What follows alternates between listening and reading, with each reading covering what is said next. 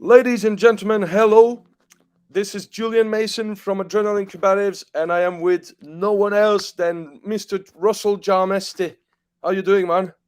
I'm good. How are you? Pretty good. We had a bit of technical difficulties, but we finally made it work. At my age, you're meant to have technical difficulties, mate. Well, like we all do, man. It's all the hardship of life, man. But no, nothing worth having is easy to get. Yeah, right, there you go. Yeah, Yeah.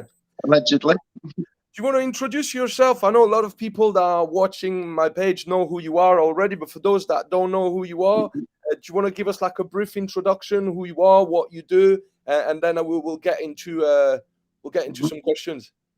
Yeah. So I'm Russell Jarmesty. What do I do? Well, teach the martial arts. I'm on a full-time academy. Been involved forever. Background, spent 15 years on the doors in Manchester. Beautiful town. Teach up and down the country, and well, just got back from Rome teaching over there. Stick to the self-defense stuff. Might know us from DVDs like Brutal Bouncer and stuff like that, which I detest the title of that one. I hated the title. But the guys that made it wanted to springboard it to America, and they like to fluff things, don't they? So brutal and death and eye-popping was the way they wanted to go with it. I said, how about just informative? But anyway, so you got the Brutal Bouncer stuff. You might know us on the Facebook and all that bollocks. But technically what I do now is what I've always done, mate. Run an academy, a couple of hundred people training every week. Travel up and down the country teaching different people. Got my good groups. Run instructor courses here. Well, they're not instructor courses. Let's get away from that. A lot of me people who teach come to me and train at the end of every month, and then go and take what they want and teach it in their place. That's about the background. That's nice. That's how I found you the first time. Was through a friend of mine that went like, look at that DVD, the Brutal Bouncer one, and he sent me like an Who extract was of that? it. Yeah, that's good shit. And that's Who when I, was it? huh? Who was it that sent it to you? Fucking hell, that was John Cantides. Okay, yeah. Yeah, dude from South Africa. Yeah. Yeah, he was like, you I need to. know when we did the DVD, the guys who were promoting it, at first it sold more abroad than it did in the UK. So we ended up with a big following. I mean, technically, you should have paid you 60 quid to watch that, mate, but Yeah. I'll let him off. Yeah, man. So where did you how did you actually got to spread that DVD? Did you actually work with some people that actually advertised it for you? Yeah, Or there's a great guy called Ian Gola. Most people will know him if they're from the old school martial arts era. So I think if ever there was a DVD out, Ian had his fingers in it. So he'd come down, get in touch with you, they'd produce it. He's just great, and he's got so many connections. So now at the moment, he's under Fight Lab UK. My Fight Lab? DVDs, Fight That Lab UK. rings a bell. That Fight Yeah, Lab. you will have everybody and anyone. So if you want all the old people's stuff, it's looking at you, especially all the well-known guys. So yeah, he made the box set. We come up with a deal, but I just didn't know the advertising on it, mate. When I read the advertising, I went, "You can use that in America, but you can piss off in England, mate. I've got to walk around these streets, and I'm not having that bollocks out there." So I mean, it was true, but they just love fluffing it, don't they? Yeah, no, man. I know exactly what you're saying. I mean, I've had like people coming from London as well to film like a little documentary, like an MMA page, which I'm very grateful for. I mean, that's the first time an actual real camera crew came to from London to here to Manchester to actually film stuff about combatives, and it went really well. But the way that things were, how to say, edited was a Yeah. bit giving a bit the wrong impression about who I am. It was trying to Mhm. make me look a bit more like a badass instead of I making. remember my first bit when he sent my first bit to us. It was something like, "Imagine you're walking down a back alley and you Mm, see a glint, and it's the light flickering off a blade," and they just sell this story like that. And I go, "Fuck's sake!" oh, But fuck. yeah, but then again, they've got to do the sales, haven't they? So Yeah. that's how it was marketed over there. We had a deal. Don't do any of that stuff over there for us. My reputation's good enough. What I teach, I've used. So I mean, if that's not good enough for the people who are looking for the stuff that works on the streets, let them go buy the fluff somewhere else. I remember kind of a bit more recently, like seeing one of your videos, like you know, the demos of the street. I think it was the brutal bouncer stuff, or the street stuff, the stuff that you done in the street with some Yeah. reggae in the background. I was brought up on reggae, my friend. Yeah, man, It's the only way we go. reggae is good, bro. Do you Yeah, know what? Like quickly to touch on reggae. I don't know what sort of reggae you like to listen. I like the, you know, the old school hits. everything, my Yeah. friend. I was born in Moss Side, so all the boys that used to look after us and babysitters were Rastas, mate. And Yeah, man. I just from the scat to the early days to the early, just mate. Name the guy, and that's who we listened to, and I still stick with it now. Do you know there is one lad that I listen to that's not very popular because what he does is not commercial. It's not commercial reggae, but it's probably the best reggae I ever heard. It's called Mike Love. No. I'll Sure. send you some link, Russ. You'll love that. I promise you. Yeah. It's all about love and compassion, and it's like, you know, it's some really, really heartfelt reggae, man. I love Yeah. it. I'll send you some links, man. Mhm. So, Russ, where were you born? Were you born in Manchester? Are you actually Manchester born and bred? Yeah, right in the middle of Manchester. First place to live were in Whalley Range, Moss Side. My grandparents come over from Russia after the war, so all the immigrants went to Moss Side and Whalley Range, didn't they? You got some Russian. My grandfather's Russian. My grandfather is Ukrainian, bro. Yeah, my other family are Ukrainian. My grandma's side's Bucharest, but Jarmesty is not a traditional British name, is it, mate? That's what I thought. Yeah. There's only 10 Jarmestys in the world. It was kind of like a made-up name. His proper name was Lemesti, but when he come over and the guy said, "What's your name?" and he told him, he went, "Jay." He said, "I don't give a shit how you spell it. Just wanna." So we ended up with a brand new name, mate. Okay. Okay. So how was it? How was it growing up? I know Moss Side and Whalley Range a bit because I used to live there when I first moved in Manchester. That was my first area, Well, Cholton and all that. Yeah, luckily enough, I moved out of there. I don't know if it's luckily enough, but I moved out of there way before I was old enough to get into any proper trouble, mate. So the only thing Moss Side used to do for us, which I thought was a bit of a gay game, right? You know when you're working on the doors, and they like the postcode games, don't they? Well, Moss Side usually tops that. So when you get the lads, we're from here, we're from there. They go, "Where are you from?" Well, I'll just go to my birthplace, mate. And for some reason, then it's so we can talk now.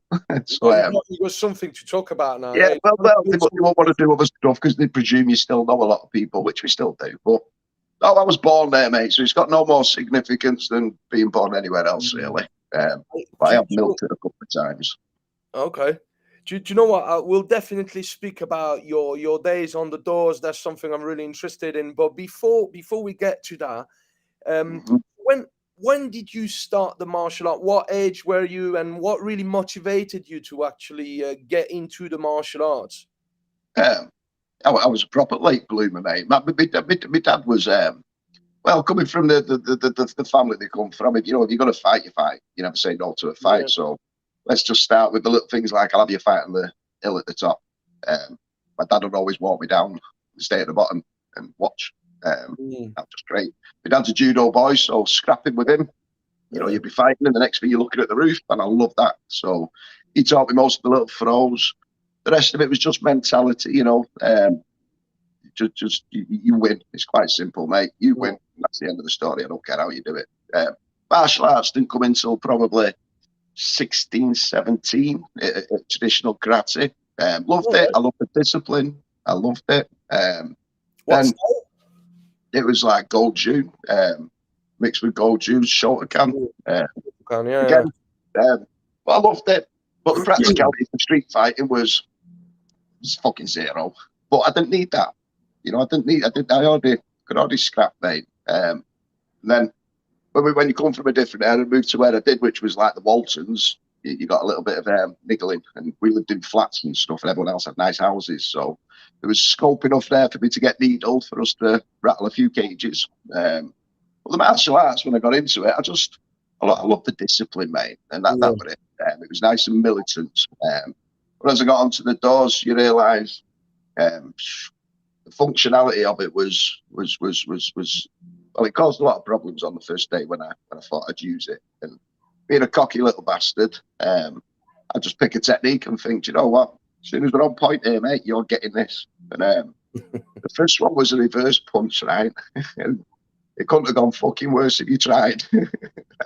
I'd been asked to look after this door, and I didn't want to do it, with the owner's girlfriend working there.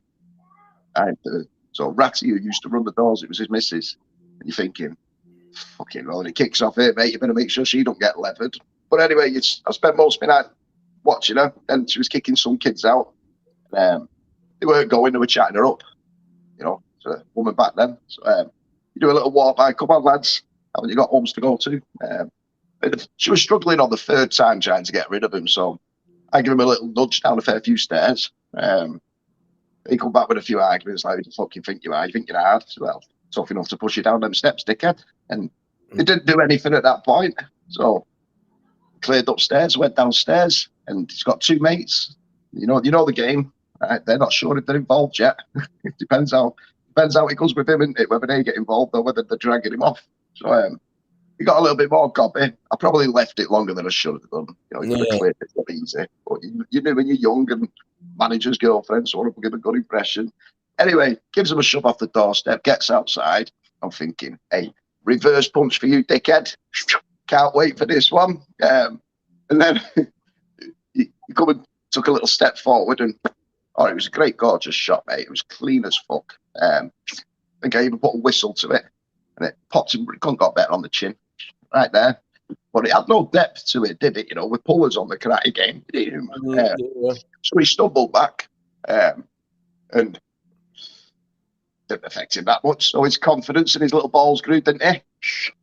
He come for us, and at that point, his two buddies decided we know whose team we're on now. But after that first shot when he come in, I fucked the karate off and just went back to old school, bro. So he got fucking nutted. The lad that was on my back got dropped and stood on.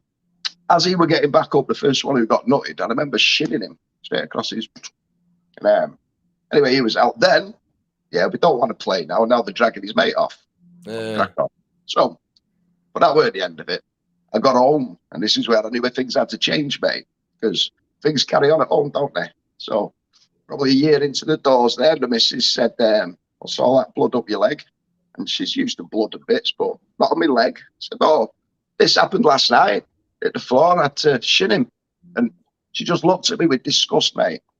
Proper fucking disgust. I don't want to look at you. What's up? I don't want to be with the kind of person who kicks someone in the face. I don't want that. You said, I know, but fucking hell, I had no choice on this. So it didn't matter how I explained it, you know. And then I thought, two good lessons here. You're going to fucking drop them. No second chances. Second one, take a spare pair of pants and tell the missus nothing, right? Because for weeks she just, and I get it. She didn't like the door wheels. You get a lot of doormen will know this. That's why we call them door widows. You know, we're working on the doors and they're on their own. So that was quite a good lesson. And I left the karate at that point. Kept training it. Kept teaching it. Well, training it in my own place, teaching bits of it that I thought were effective, the speed and the twitching muscles. But yeah, it's from that point on, mate. Just if you go down, you're going down. Gotta change that. I know similar things happen on my side as well. I started the doors in Eastern Europe, and I was lucky enough to be in a team of people that were really experienced. And I was the rookie, man. I was just observing and learning. That's and my father basically got me that place. That was in Vilnius, Lithuania, in a big nightclub. And like three of the guys I was working with were Russian parachutists, military guys. They should be fine if it kicks off there. Then they could probably just bury him somewhere, mate. Fuck, mate. I mean, it's got nothing to do the way that they handle. And I mean, I'm talking back in 2003. Yeah, the way that they were handling things over there, and the way that things are happening here in the UK is day and night, man. Like people were. You might find just before that millennium, mate, it was very similar in Manchester. In the 90s, a lot of stuff changed. The SIA ruined them fucking DOS games, but things have changed completely, man. But yeah, man, it's very much like that. Very much like that.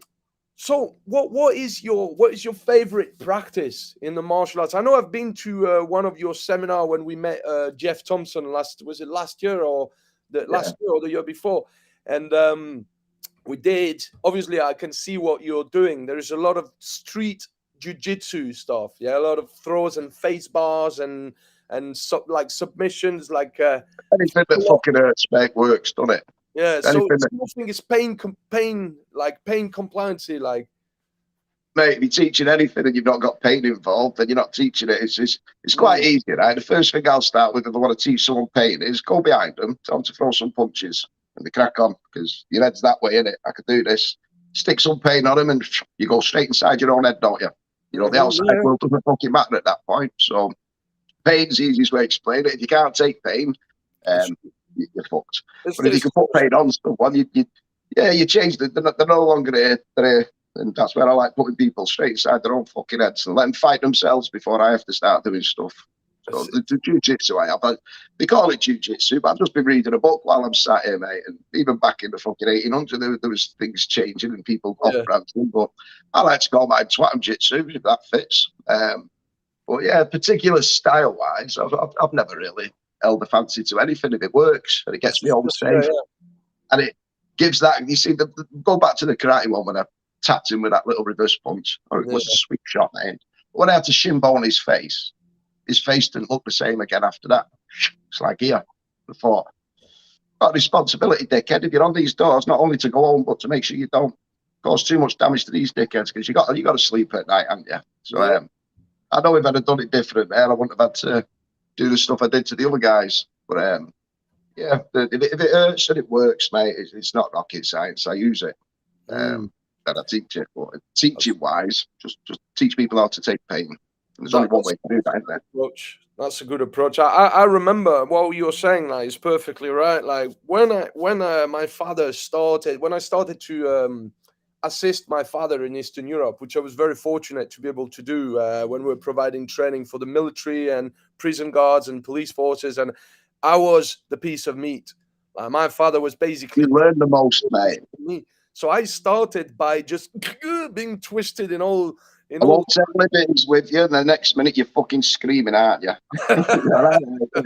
But it's like I figured out years ago, there's two sides to the coin. If you feel it, you know it, mate. You know how it works. You know what it does, and it's like, know yourself, know your enemies. So when it puts you, I love pain. I fucking love it. It's the game to play. One of the most horrible thing, like, is when you work with the pair, when you teach people to work like in teams of two, to restrain a person, and one guy restrain the high line with the arm behind, or some sort of shoulder lock or arm lock, and then the guy grabs your leg, and starts putting his knee on your ankle or some shit like that.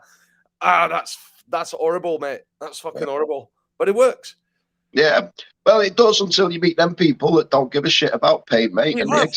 We have. I'll tell you what, little story. So in Vilnius, there was a prison, a massive place called Lukishkes, which is like a big penitentiary.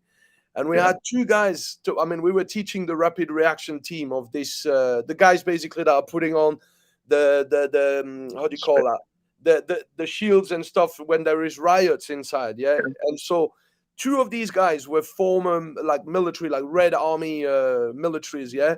These guys, we were putting everything on them, like finger right under there, finger under the nose, nothing. All the gay stuff. I remember teaching on a big seminar one day, right? And when I first started getting known in the martial arts world, the street self-defense wasn't cool at that point, right? We were just thugs, right? So no one thought I was a martial artist. You're just a thug. Anyway, I was denouncing pressure points everywhere. It's not be a bit of fun. Wind a few people up. Had a few people bit, and I got invited down to a seminar. And he was practicing on this little kid. He was about 16-year-old, right? So I've said, yeah, mate, within 2 minutes, I can null and void every one of your pressure points, right? So go do what you're doing, let us watch. So he's got this kid. And I think most of it were mind tricks, like, right, what I'm going to do is this, and it's going to hurt, mate. It's really going to hurt. And you're trying, I go, all right, you're trying to bed it into this kid's head, aren't you? And the kid screamed. So I was a bit embarrassed for him at that point, right? Because to me, you just shut the fuck up, don't you? It's like any martial arts. The first thing you got to do is be a good actor. If you get hurt and you show them you're hurt, what have you just done? You just told them, yeah, mate, you've got me. So rule number one, fucking show them nothing, right? So anyway, so here's how I null and voided his pressure points he'd been playing with for about 3 years. to come for a walk with us, mate. We had about 20 yards that way. So put my arm around his shoulder, walked up and went, you do realise people are watching and this is fucking embarrassing, mate. At the best he's done, he stuck his finger under your chin and you screamed like a bitch. How about you grow the fuck up? And when we get back there and he sticks his finger under your chin, turn around and look at him and say, and what? And then watch his eyes. And you'll see his eyes and you'll see all his world and everything he knows go, oh, shit. And that's the point when you'd lever him, mate. And we turned around, walked back. Right? The guy got me in the side there, looking, he's trying with his bollocks. And he's putting it like that. And the kid like looked at me, what are you doing? And changed, didn't it? You know, he starts like, see his shoulders sink. So pressure points, yeah, you can say they've got a place, but only if, this is what I use pressure points for. Let's say you're taking someone out of your club and you want to find out who he is quick, proper quick. Well, you shove your thumb a little bit in, you press it, and if he goes, ow, you go, listen, mate, there's no fight here with me and you. Right? I can play tunes on you. I can literally make music with you, dickhead, from playing with that to that to that. I used to like the fucking music game. Then if you'd put a bit of a pressure point on, do it, and the guy's like, what are you doing? You go, all right, I've got a proper bloke here, so we'll discount all that shit, and I'll just knock you the fuck out. How's that? So pressure points were good to get a very quick idea who the guy is, but come on, mate. Some people are just, and we asked these two guys, like, can't you actually feel? They're like, yeah, we can feel it, but we're just patient. That's it. Yeah, I'm just an adult, mate. Yeah. I'm not going to say how. You know, I remember watching. Some people don't. You remember that? That's actually. Let me go through it, right? On British, right? There's a guy, you'll know, I'd say with the years that you like him. Trevor Roberts, right? You've got to say, people will go, well, you know, the eyes are pretty much guarantees, aren't they? Yeah. I mean, well, his favourite one used to be getting 2 fingers, mate. To his eye. Fucking hold it. And he'd walk you back across the room. Yeah. I'd feel my knuckles up to there in his eyeball. And the guy, you could smash a chair on his head and he'd go, right. Then people do exist. I mean, you'd be like that afterwards. But yeah, on the pain side of things, it is, for instance, last night, I've got a kid that just joined us from about 6 months ago. Dead nice kid. More than that, dead nice parents. Clever parents, mate. They know what he's here for. So it's his last club. Looks good, looks clean, but they never had contact. And he got into a bit of trouble, so it's, let's go take him somewhere. So he turned up on our doorstep. Anyway, 6 months down the line to last night, he had his class. Said, listen, mate, you're good, but you're only good giving it, right? And that's like the most low level of martial arts, isn't it? You know, anyone can go stand on a bag and look good and fucking run around the room doing this, and yeah, we're all ninjas. But how much can you take? So I'll only know the real you when you get cracked, mate. So you're having your first, are you up for it? But yeah. So told his dad before, this is going to happen tonight. You know, this is what you brought him for. But so he had his first, he got the crack last night. Didn't fucking like it. Right? It stopped, his eyes watered. Right, stop, sit down. Took him about 5, you know, to recover, because your whole world crumbles, doesn't it? Said, now, stuck AJ up, one of the other kids who's been with me for years. Same thing happened, hit twice as hard. Nothing changes in his eyes. So how'd you get it, mate? Said, it's unfortunate. You want to get good at fighting, fight. You want to get good at taking pain, take pain. You know, if I walked past a 7-year-old kid, if I walked past my son when he was 7, having his breakfast in the morning, and I went, across his fucking head, his world had crumbled there, wouldn't it? Do you know if I did that every single day, every day, after about a month, I'd go whack, he just... Toughens up. Yeah, after about 2 months, he'd just be planning where to bury me, wouldn't he? You know, so, but you don't take it the same. So my big bane of martial arts is, there's words in there, there's martial and there's arts. Martial is the mindset, the warrior thing, let's not whinge and let's, but a lot of people have the art. The martial is very difficult for an instructor to teach because it's a balancing point. Does he leave at this point or does he trust me and stick with it? But when I give him that little story, listen, if you want to get good, one, you get it, your world crumbles. You know, we'll be your personal bullies, mate. We're going to give you what the outside world's going to give you. And we've got to condition you so that bastard can't touch you, but it's going to hurt. But at least you get it hurt and you know the reasons why. It's not abuse, it's not. So I'm loving training this kid at the moment. He'll be back on Monday. His dad had a good chat with us. He went, Russ, I trust you, I know what he means. I love watching the parents wince when it happens as well. But that's going to be a defining moment that kid will remember for the rest of his life. And we never lose students really once they get to that point. You know, you're on the deeper level of training, but his training will go through the roof now. Not going to do it again for another 3 months, but it's there in his head. So watch everything tighten up.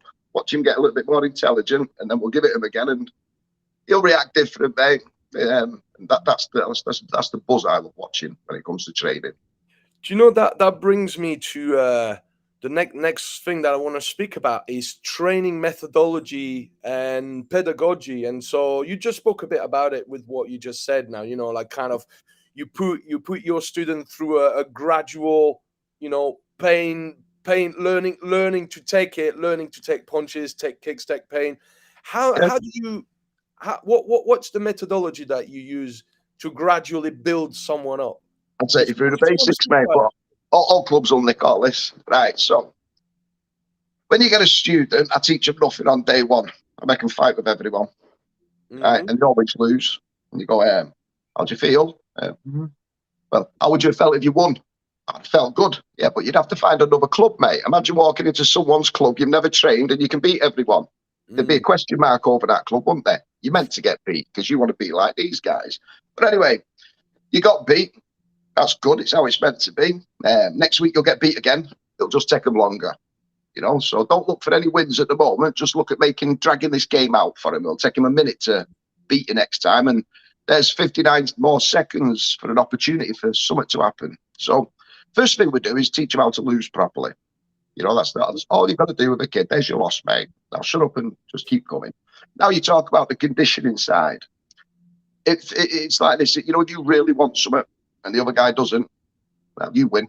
You get it, he doesn't. So that session I give them on the first one, they now want to beat them, but not beat them. They just want to make it last for another 10 seconds. And they'll go through quite a lot of stuff for that extra 10 because I'll be on the timer. 5, 4, mate, well done. That was a 2-minute round. And he's a black belt and he couldn't tap you. Nice one. Now, you still not beat him. But we do it over a period of time where this kid starts getting good little wins with every second that gets past where he used to be. It's a win, isn't it? It's a win worth having. Then you go, right, we're on conditioning. Well, the first thing you do is you say he's 10-year-old, get a 6-year-old, who wants to bow out to a 6-year-old kid on body shots? Nobody. It's embarrassing, isn't it? So hands on your head, 10-year-old, 6-year-old kid, punch him in the belly, mate. And if you think you can take it, just say yeah. And that means he does it again. If you can't take it, say no and he'll stop, mate. But remember, your parents are watching. We're watching. And it'd be embarrassing. So they stood there now. Then I talked to them about your face, mate. On that third shot, you told everybody that he's only got one left. And that's why the fourth shot was twice as hard. He saw that in your eyes, mate. Now, if you can control your emotions, which people can't really do nowadays, control them emotions and not give everything away. What I mean by giveaways, we'll have a look at Facebook, mate. If everyone had a diary, don't think there'd be Facebook anymore, would they? Dear diary, today because no one gives a shit what you do. But let's tell everybody about everything. With us in the martial arts, let's keep it to ourselves. Show them nothing. Show them nothing, mate, and then give them everything. There's the difference. So we build the kids up like that. Now he's getting it off a 6-year-old, isn't he? That's all. So then just build it. 7, do you reckon you can do it? And there's something that happens to a kid when he realises he's not made of glass, don't break easy, and he can take your best shot. So now you can take his best shot, mate. Watch their eyes change when they give you a shot and you smile at them. Now you beat them mentally. Before you even have to physically beat the guy, he's mentally tortured already. So it's the one different thing I do with kids before I teach them techniques. I prefer to get a kid to a yellow belt. Yeah, because if I get in your head, my friend, you're mine for life. Now, if I give you a certificate and a technique, they've got one of them down the bottom in another club, haven't they? See you later. So once he understands me and he trusts me, and I know who this kid inside out, because you only know somebody when you're on your arse, really. So only when you're on your arse, you're down and out, and you're crying. I'll know who you are. And who do you want to be? I want to be like you. Well, you might not like the journey, mate. It's tough. We went through this, but we'll look after you. So if you want, we will become your personal bullies, my friend. But you've got to stick with us. Give me at least 6 months, and we rarely lose kids here, mate. It's why I said where most martial arts clubs go wrong. If you come into my club, 80% of them are brown belt, red belts and above. 20% of the low grades, new ones, because we never lose anyone. Go into a lot of clubs that have been running for 10 years, and they've got hundreds of white, yellows, orange belts, no blue belts, no reds, no browns, no blacks, because I don't think they're able to teach the kids martial. Now, they can do the art. This is pretty. That's nice. This is good. But get that sorted. You get that sorted, you're sorted for life. Do you know, I spoke with one of the lads that I interviewed not too long ago from the US, Sifu Singh Harinder, who is into the JKD, and he was saying that in the word martial, there is the art. There is ART. So that because I was a bit, I've always spoke the way that you're speaking now. Like there is the martial and there is the art, and you kind of differentiate the two, and sometimes you can even separate the two. And I believe martial's the mindset, right? And the art is what I beat you up with. And I could beat you up with karate, jiu-jitsu, or a fucking feather duster, mate. I'm not really asked which one, but if the head's right. And this is where I learned this from years ago. When I had my first karate club, it was art, beautiful art. When I got on the doors, none of the bouncers had any art, mate. They were martial fuckers. I had a proper martial men. They would not take a backward step, which told the guy in front, you proper want it. They would never turn their backs. The morals were steeped, but they didn't have the art. They just drop you on your head and nut you and fucking that. So I wanted both. So I knew if I connected that to these techniques, there had to be a way to make it work. And at first it took a while, but when I teach my seminars, that's the first thing I do. I take them through my first 4 years experience of my light bulb moments. And I do 2 very simple exercises. And I've done this for 20 years, and every person does the same fucking thing every time. And then when I show them a different way of doing it, you see the light bulb come on and go, oh, right now it's like unlocked all my other techniques. Because what used to piss me off was try and get a finger lock on someone, mate. And I loved my training, and I did finger locks and I loved them. And I think, how the fuck do you get that on? So me, I want my money's worth out of my training. I had all these lovely techniques, and it was rendered useless till the light bulb come on, and I went, and it's quite a basic theory. I don't like giving this away on here because everyone will take it and fucking use it and mess it up somehow. But here's the basics of it. I'll do it, sod it. So you lot that haven't been to seminars, and I've got a few that are coming up. I'll have a guy sat down on the floor. Now I've done this for years, mate. I'd teach hundreds of people all the fucking time. We did it in Rome, so I've been across the oceans on this one, and the same thing happened. And I talked to the guy who brought us over. Watch this. He's going to do this. He's going to do that. He's going to do that. Guarantee it. Did exactly that. 2 minutes after I'd shown him something, everyone's light bulbs went on, and it sorted it out. So in my job and in any fight, and it's about getting the time down, isn't it? A 1 minute fight, it's 1 minute of fuck ups. If I can dwindle that down to 10 seconds, less chance. So it's about time. So here's your game. You get a pad, put it on your hand, sit down and hold it. That's your pad. You love the pad. Don't fucking let the pad go, mate. Yeah. Your pad. Fucking keep it. Right. Then I split the room up in styles. Karate guys over there, jiu-jitsu guys over there. And then you go, right, I need a volunteer. No one steps forward. Even though you're all fucking martial artists 20 years down the line, no one steps. It's like being at a shit school disco and everyone going, I'm not asking the girl out. Right? So I'll go, right, you come here, mate. All I want you to do, and you say you want to survive a fight and all this other stuff, and all I want you to do is get that pad off him. That pad there. Just go grab it and get it off him. Go. And they do the same thing. They run over and they get the pad and they're fucking fighting, and now they're rolling. And I'm having my brew going, that looks good. Then I watch them. You go, hey, the guy who's trying to get the pad? His confidence is dipping a bit, isn't it? Oh, his confidence seems to be going up. A minute passes. He's knackered. So I'll stop it and go, if you were a bouncer in my club, I'd fucking sack you, mate, because that's embarrassing. There's no other way of putting it. You've got to get a pad off someone. It's embarrassing. But that's how I felt on my first days on the doors, embarrassed that I couldn't find a way.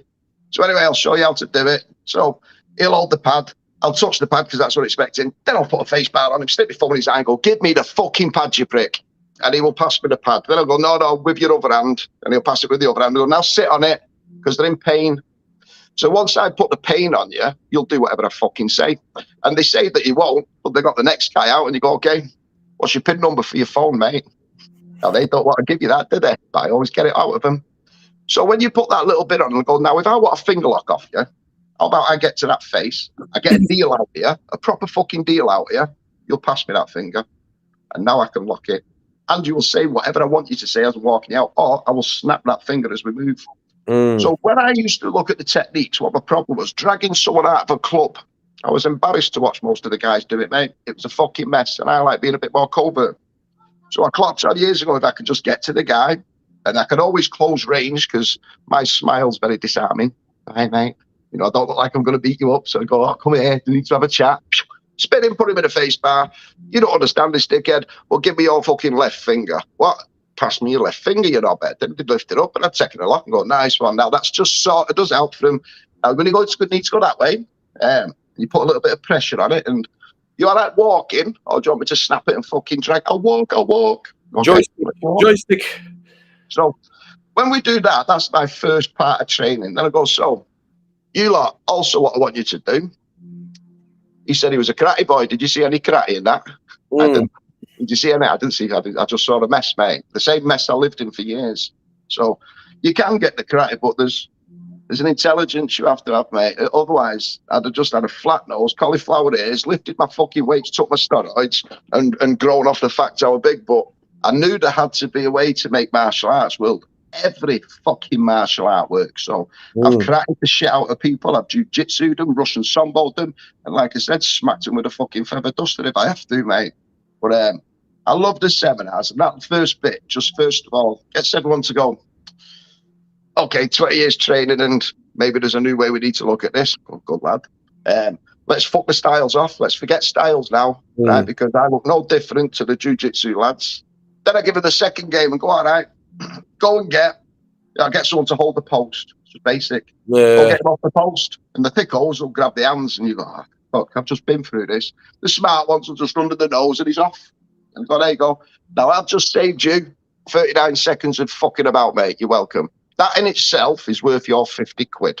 Anyway, stick around and I'll show you how to do the paint. So then we move on to what hurts and where does it put your head and what was you thinking about? So I try and get them to recite something, maybe. And then I'll put the paint on and twist it. As soon as they can't say it, they do that. And they go, ow. You go, well, that is your pain threshold. And to be honest, that's about a green belts level for me. So you need to improve your pain threshold. And there's loads of ways I can get them to do that. But that's what my skills are in. Before, I'll teach you a fucking punch, because you've taught seminars, haven't you, Julian? And I always ask this question on them. All right, you lot, how long have you been training? 20 years, 30 years, 40 years. So what do you want from me, mate? Do you want another kick? I don't think it's a kick you want, is it? Don't want a kick, do you? Because you got a kick. Right? You don't need a punch, do you? You've got a fucking punch. So what are you still faffing around on these seminars for, mate? You're looking for the golden technique that don't exist, right? So what are you here for? Now, do you want a wrist lock? And it's not techniques, is it? Micro adjustment. No, what they're all waiting for is they're still insecure and they don't know if they will or won't. They won't know if they will or won't fight. Everyone's got these 1,000 questions in there. Right, put this scenario, will I or won't I? Right? And that's pretty much what it comes down to. So the second part of my seminar is just getting rid of that bollocks. And it starts with, I'll stand in front of you with a glove on my hand, and you have this nice passive bullshit stance they all have. Right? And I'll flinch at you, and you'll go, fucking, and tell me how you feel, mate. Because you look like a prick. We go, I feel like a dick. Go, all right. So you feel like a prick, and you look like a dickhead, and you think when me and you get fighting, you're going to have a fucking chance. Do you know what I mean? You're already on a back foot, and you don't know whether you should or shouldn't at this point, don't you? And that's the worst thing. Now, in our saying, we just had, if in doubt, give them a clout, but let's be a bit nicer. So maybe a fear, and you get them feelings, and we try and attach techniques to feelings. That's what I've always done. You get a feeling, attach this to it. So maybe if you give me a shove, mate, just get me out of your fucking face. You're not sure, give us a push. Now, I run back in and I take a swing at you. I was always going to hit you, trust me. But at least now you're fighting on your time, not my time. And, you know, if you're going to fight, it's better to know. So my first part of a seminar, and it never fails, apart from, and this is why I stopped teaching seminars. I love progression. And it's like Groundhog Day doing this, even though I get fun with it. But it's Groundhog Day, mate. So what I teach now is, let's say, the Scotland contingent or the Exeter lot or my lot. I have a deal with them. Listen, I am bored of teaching this ABC. Because once you've got it, it's not a 6-year lesson. You know, it's like light bulb moments done in one session. Then my techniques will make sense. So if you want me to train you lot, this has to be a regular thing. So for Scotland, for instance, I go up every 8 weeks and I love it. It's all clicking now. But for me to, right, another 50 guys come down to my gym and you go, right, you lot, and you go through this again. And then they won't come back because you go, right, the next one will be a different subject. And mine is just a one long progressive moment, like if I got a student. So what you're saying makes sense. That is one thing that I'm slowly starting to get to, because you see, until now I've been teaching more like this, the seminar circuit with a different topic every time, and I'm like, you know, I got to condense everything in like 5 hours, you know, on the subject. It's not enough time. So I'm looking very soon, probably towards the end of the year, to start weekly classes. because it's needed. I need that progression. I need to build the students, you know, from A to Z. You know, it's like this, right? Imagine if you're a nursery school teacher, yeah, doing your ABCs. Well, that's your intelligence level. I don't think you're really going to get past it. And it's not going to get you to progress to reading Shakespeare, is it, if you're breeding Big Red Dog? Right? So I knew I had to start there. Then I wanted it at high school. Then I wanted to get to where the professors would be, the people who can properly get in depth with it. Because 90% of what I see, mate, is just low-level ABC bullshit for insecure people who are still worried whether I will fight or won't fight. Now, once you get the guys who go, all right, you fight, and we know you will, you're a tough cunt, you know, you can take pain, you can do all this. Now what are we doing? And that's where most people can't continue teaching, because they haven't got a clue what they're meant to do. You know, so it's why a lot of schools that I see, I've just had a kid come to us. It was sad watching this. A new kid come to us. You get the same game. He's been doing 10 years in MMA. All right. So how old is he? 15. Well, we'll discount the first 5 years, shall we? You know, it's kids. All right, but yeah, he's dead good. He's all right. No, we'll bring him down. So brought him down this Wednesday. I wouldn't have put him past the green belt with us. In fact, my green belts were all over him. He's a good kid, just been trained wrong. He's been at a club that have passed out the certificates, and he's never had a fight, mate. All right, so I think he felt embarrassed. I would have done. I was embarrassed for him. But I did everything I could to sit down, so I said, listen, all we'd have to do is change a few little bits, change this, forget techniques for a while. Let's get you grafting. Let's get you look like when a punch is thrown at you, you look like a deer startled in the headlights. You've been training for 10 years, mate. If someone hits you now, it should liven you up, not put you in your shell. What have you been? Well, we don't really have contact. So you told me that you do MMA and sparring.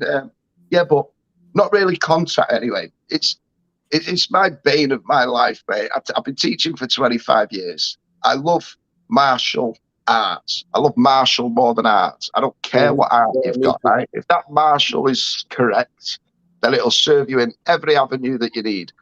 But not a lot of people can teach it. And you can tell by these guys who get the new ones in, here's your new club, and here's a story why you've got to do it. And then they get to orange belt, green belt. The kids are like 9 months down the line, and then they go, getting a bit bored of this, mate. Where's the actual learning? You know, now I've learned the technique. Now how do I apply it? And that's what a lot of people struggle. It's why I had to get away from the teaching these single seminars. So I will never progress past nursery level. And after 5 years, it bored. So for the past 10 years, I have got 4 nice groups over the country. And Rome's just jumped on board, because when I explained it to them, I said, what do you want, lads? I'm here for the 5 hours. And all I've done up to now is turn a few light bulbs on for you. Right? Now, if you want my shit now, then I'll need to go back. But I don't want new people. I don't want to come here next time and see another new guy and have to go through this bollocks again.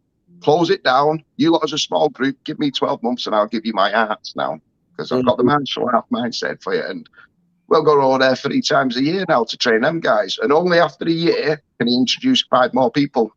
And we do the same in Scotland. So lots on years ago, mate, keep it very fucking tight, and it'll naturally grow. But I think in the early days, I wanted to go too quick, too fast. Wanted a name, wanted a reputation, wanted everyone to know me. For what, mate? Well, same thing as you do when you're a bit younger. You want it's all the games. It's true. And you know, it's like I'm like obviously younger than you, man. And I'm getting started. How old are you now? 35, man. Yeah. So I am getting started in that business. Not to say, I mean, I've been involved with teaching for a long time, but I'm just starting to make a name for myself. So it's true that sometimes I gotta check myself. You know, I gotta go like, right, okay, Julien, just, you know, I mean, it's like I went to the martial art expo, the Kaizen, last weekend, and I got some really good compliments from some of the top guys that have been doing stuff, such as yourself. You know, that do you not realise at all them seminars, mate? Have you ever heard anyone say he's shit? It's a backslapping game. You have to do it. You're nice, right? So you're nice. Yeah, and this is it. It's nice. It's nice, gooey feeling. Yeah. But I already know I'm good. Keep checking myself and go, right. I already know who I am. I already know I'm good. So I don't need the gooeys. I love teaching. And teaching they are great to get your name out there. Right? But I like changing lives, mate. And you can't change lives on a seminar. It's all about, man. That's what it's all about. Yeah, you don't change your life on a seminar. You get a smile and a backslap and a wow, you're great. But she'll tell you why they have to tell you you're great. Have you ever heard any student say their instructor's shit? because what they're actually saying is they're shit. And who's going to say that, mate? So you've got to be the best in the world and you're awesome. Otherwise, I'm shit. Right? So once you get your head down that, you go, But the seminars are great. I think the best thing about the seminars is just everyone getting together. That's all it's about. I don't give a shit with another front kick, round kick, or a choke getting displayed. It don't bother me. That's one thing I love, Russ, is to see people that don't know each other. They arrive at the seminar and they all they don't know each other. There is a bit that awkwardness. And then they, if you put them through a hardcore seminar where they end up really getting at each other, and at the end they're hugging each other like they knew each other for 10 years. But then they disappear and they're on to the next mat, aren't they? It's like my dog, right? My little one goes, "Oh, that's my dog." Yeah, till I've got a bone in my hand and I throw it, right? Then that dog's fucking anybody's. It's loyal, is it? Right? It depends who's holding the bone, doesn't it? Right? That's where my dog will go. But it comes to on them seminars. If you really want to get the best value out of it for yourself, go and don't teach, mate, and you'll see everything. Because then you still take an hour up teaching. You've got your back slapping for half an hour. You've got your photos, but they are great for meeting people. They're great for sitting down and watching. And that's what I'm looking for. Well, we have a few things in the pipeline. But where's the event that has no awards? I can't wait for the event with no awards, mate. Right, where, I'm fucking out. It's like all people want is to be together. Right? You don't need a certificate for it. And I've always questioned certificates because mine is whose name's on the top. And when I used to see whose name was on the top, I think I could twist you up in about 2 fucking seconds, you idiot. So why would I accept a certificate from you to try and put me under your banner as if I'm some sort of get there? So whoever comes up with an event, right, that's got no martial arts training, it's got no certificates and no awards, just a gathering where you can all chit chat, that will take off. And I'll turn up to that. But I've done enough of the other game, and I get it when you first start. It's like you're keen and you're giddy and you want a name, but you've already got a name, haven't you? And I remember falling out with a guy years ago. Everyone will know this for the martial arts illustrated stuff. And the main reason I fell out, I think, on one of the comments that he wanted to give us was, "Don't forget who made you." Oh, you cheeky bastard. First of all, my dad would fucking drop you on your head, you little kid. It was my dad that made me with my mum. Unless you're saying you had an affair with her. I'd just choose your words carefully on this one, mate. I made you in the martial arts world. Shut up. Put me in a magazine once because the sales were when you wanted someone to take over and I had a good following. But it almost like every time you get involved with a group, they feel like they own you. And I don't like that. Yeah, so I walked away from all groups, but I would love to go to an event. And there's no martial arts awards for contributions to martial arts in the UK. Listen, you're teaching a club in Aberdeen. I teach in a club in Aberdeen, mate. I'll make a contribution to this town only. Why give me a certificate saying British martial arts? Shut up. I'm in Aberdeen, M20, M46 postcode, mate. M50 postcode, don't know us. It's a postcode game. Well, there's my little rant anyway. Go on. So let's speak about pressure. Let's speak about stress. Let's speak about adrenaline. So as instructors, we understand the importance of being able to perform under stress. And Lee Morrison says, it's not about performing really well, extremely well under no stress. It's about performing reasonably well under a monstrous level of stress. How do you see this, and how do you? It's like this, mate. Let's go back to working on the doors, and people are turned around. So now you've got to realise a lot of people now go, "I'm working on the doors." There's different doors, mate. There's doors that are like fucking mother care. I know that. Doors, yes. Right, and there's proper fucking doors. Doors where you can and dive. A lot of the people wouldn't go even be bog watchers in our fucking clubs. You won't even allow them to watch the toilets. But people would say to me on a normal basis, "Yeah, such and such wants to work your club." No, mate, we can't afford to be fucking around here. No, he's good. He's good. How do you know he's good, mate? He's not had a problem yet. Because everyone's good when it's good, isn't it? He's great at getting people in. He's smiley, organised. That's nice. I will only get a measure of a man when it fucks up, mate. And he's never had a fuck up yet. So get him on the door tonight if you want. But I will then create a fuck up. And only then I'll bring you and I'll tell you if he's good or not. So the same thing works in the pressure of teaching martial arts. It's easy to fucking beat someone up. And this is why the martial arts world have got it slightly wrong, and they're still missing a beat. And it's why I don't like putting my stuff out, because in 2 minutes they'll all be teaching it, mate, and they'll still miss a beat on it. But they only have 2 things. One clip is You beating everything up, correct? Beating everything up and second clip, getting dizzy and people in foam fucking gloves and big fucking things hitting you a quarter strength that anyone in the real world would hit you. And then after you doing this 3 times to them falling over and everyone giving you a clap. Right, well, okay, mate, I think that'll help you, won't it? Right? I mean, I hope it never kicks off proper because that scenario's never happening, dickhead. So when it comes to this, why teach our kids, right? That fuck the winning. Fuck the winning off. Let's talk about losing. Like I taught you on day 1. If you're going to lose, how do you want to lose, mate? Curled up in a corner crying. There's 2 losses there. There's the loss in the fight, and then you've got to live with yourself and look at yourself in the mirror. So if you're going to lose on a front foot, spitting fucking teeth out and go for it. Then you might lose the fight, but you'll wake up, look at yourself in the mirror, and you still keep yourself. You still maintain this person. So I don't care what techniques people give and what scenarios of running up and down a school hall and spinning around and putting your head on cones and getting dizzy. It's got no relevance. Get your morals fixed. Get your bottom line fixed and fight off that. And if you're going to fucking lose, let's lose properly, mate. So once you get that in a kid's head and he's willing to fight, now you'd be smart to attach some techniques to it. You know, maybe you should now go and, well, I trained with thousands of people. Oh, sorry, I worked with hundreds of people that never did martial arts. But these guys have such strong morals. You better fucking watch your mouth on what you're saying. The lines that they drew in the sand, and they go, when you step over that line, mate, I don't care if you've got a gun in my face or a fucking sword in your pocket, you're getting it. And so the teaching that kind of stuff, I just try and attach. I don't put a scenario. There's no scenario that's going to work for them. I'll just talk to them, you know, like, all right, I could never stick my finger in someone's eye, you know, go, well, I understand that, but what happens if you woke up in the night and you saw a shadow over your kid's cot, you know, and when, oh, well, then I could probably do it. Well, put that in your mind while you're playing with this. There's a lot of other things that winds me up. What you see is, do you know, have you ever stuck your finger in someone's eye, mate? I have. Popped out. Have you ever took it out? It didn't pop out, but it fucking popped out. I've licked one, mate. Now, not a lot of people can do that. Have you stamped on heads till the fucking head's in bits? No, but I've stamped on somebody's head, yes. Yeah, well, I wish I never did. But all these people teaching it, can that guy actually fucking do it? So you're teaching someone, you know, I've seen all the self-defense, bang, bang, stamp on heads and kicks in faces. It takes a lot to do that, mate. Mental and emotional preparation, like asking yourself what you're capable of doing, how far you're ready to go, and can you actually do it when it matters? Like, well, all the people who can go that far, trust me, after a period of time, don't want to go that far, mate.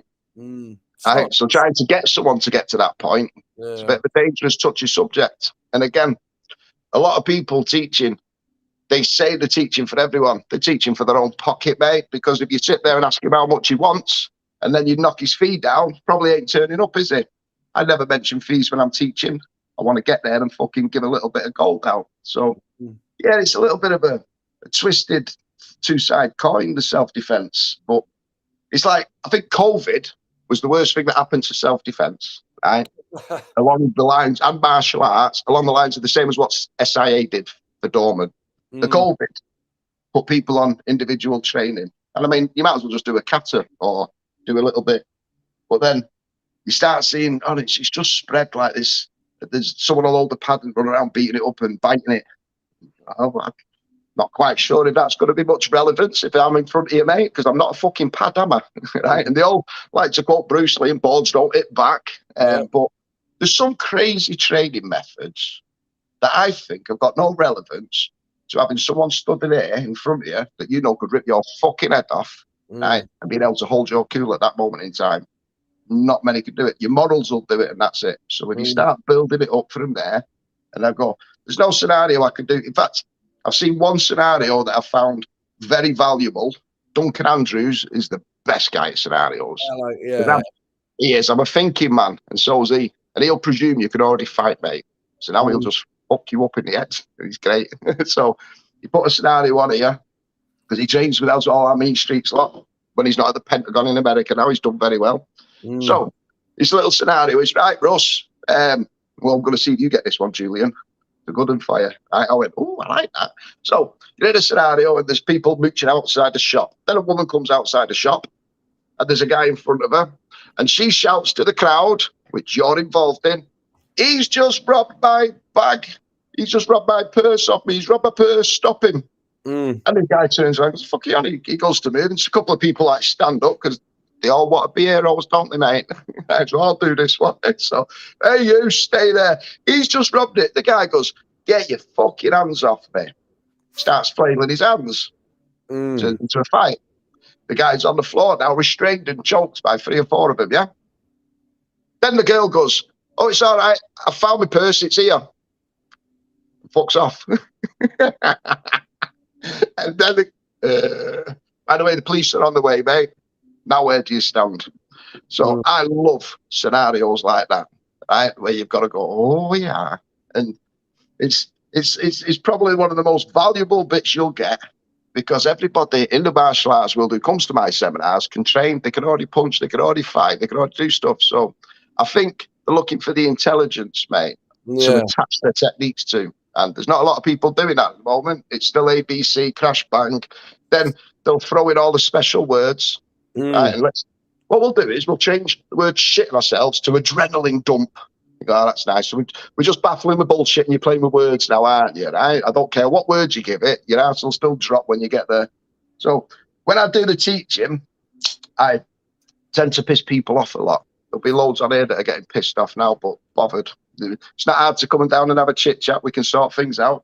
And the reason I don't give a shit about winding them up, I was pissed off, mate. Sat on them fucking doors with all this bullshit in my head, with my hands on my head, thinking I'm looking at another 5-year fucking prison sentence now because I've just followed what that prick told me to do, but I'll be the one in fucking court again, won't I? So I've been loads of times like that with my head in my hands.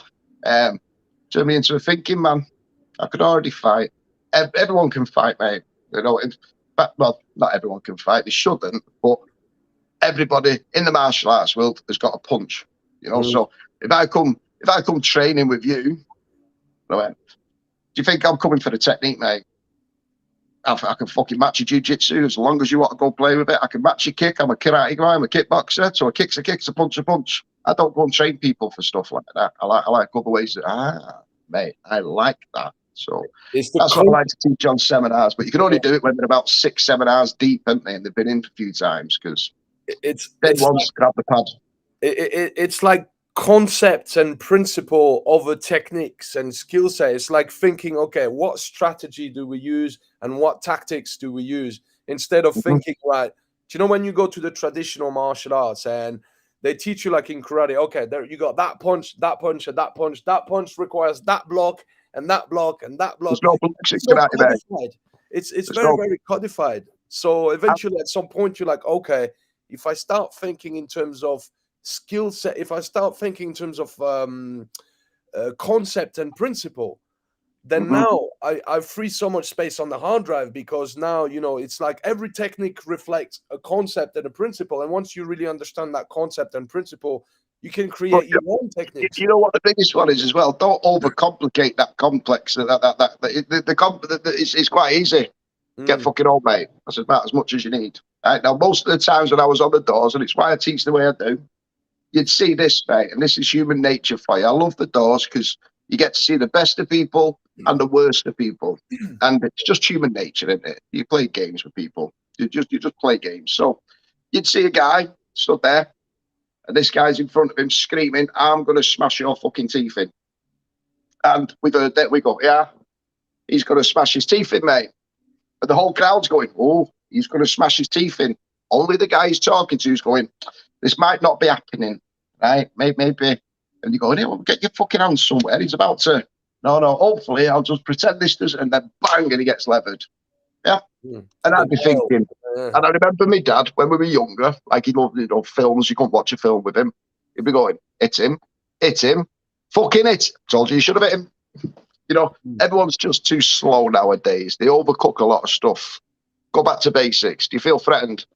Well, as soon as you feel threatened, the law's on your side, my friend. Now, you might not feel threatened when I do. I've had a lot of experience in threatening worlds, but you call me a knobhead and you're going to smash my teeth in, and I'll ask you which fucking tooth, mate, because I'd like you to be specific on this, because no one smashes my teeth in. Best you'll do is probably take a swing and fucking run. And if you're lucky you catch me, you might give me a boot, but you won't smash my teeth in. But I'll take that tooth, I'll snap that fucking finger, and I'll bet you get your socks off and I'll snap that fucking toe. I like specifics. So people talk a lot in the martial arts and on the doors, but this guy, it basically is this: should have hit him, mate. Should have fucking hit him. That was your opportunity. Back then is when you should have acted. Now you deserve to get battered because you've just fucked up, haven't you? So it comes to this on the training. I think everyone still looks for, will I or won't I actually do something? So, and that's all I wanted on the doors. Each year it'd be like, I remember asking the world, you like playing with the world game, ask the world for, I think I'm ready for the knives now.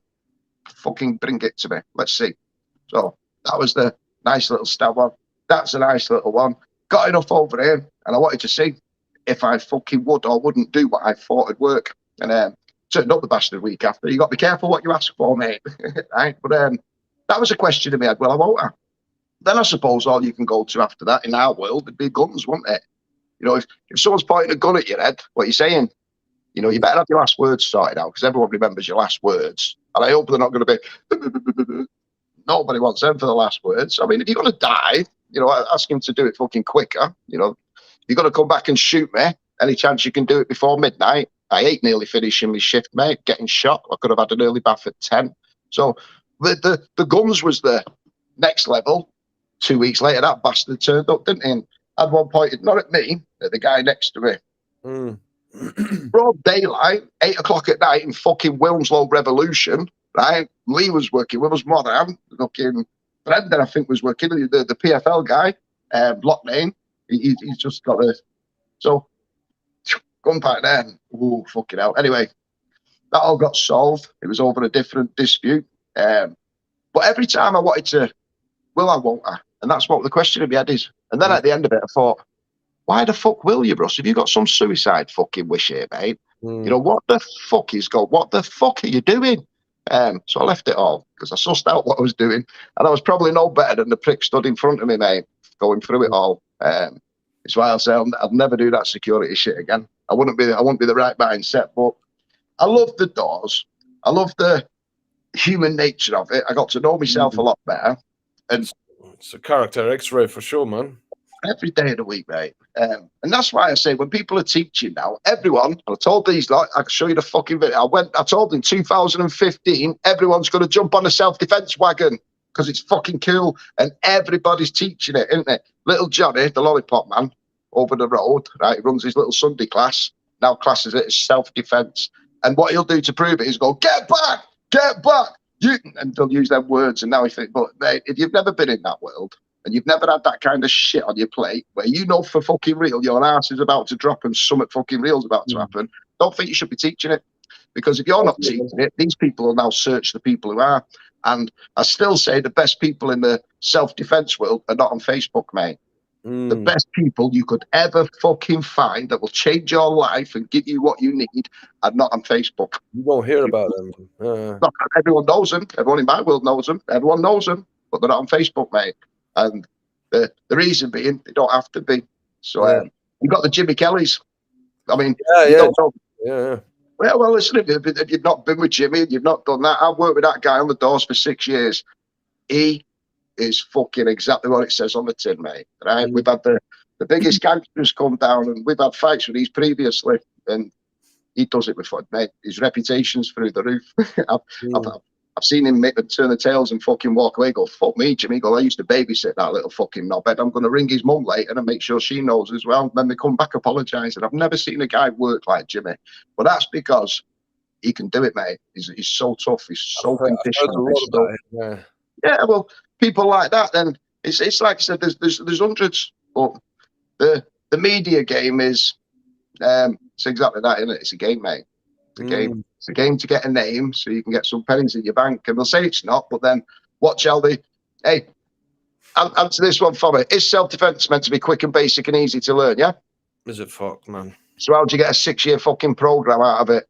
You know, the people that say... I get the same people that are saying self-defense is meant to quick, fair and easy and fast, which technically it is. I think it fucking is. Number one, don't be a shithead. Number two, if you are a shithead, make sure the person behind you means more than you so you're willing to step in.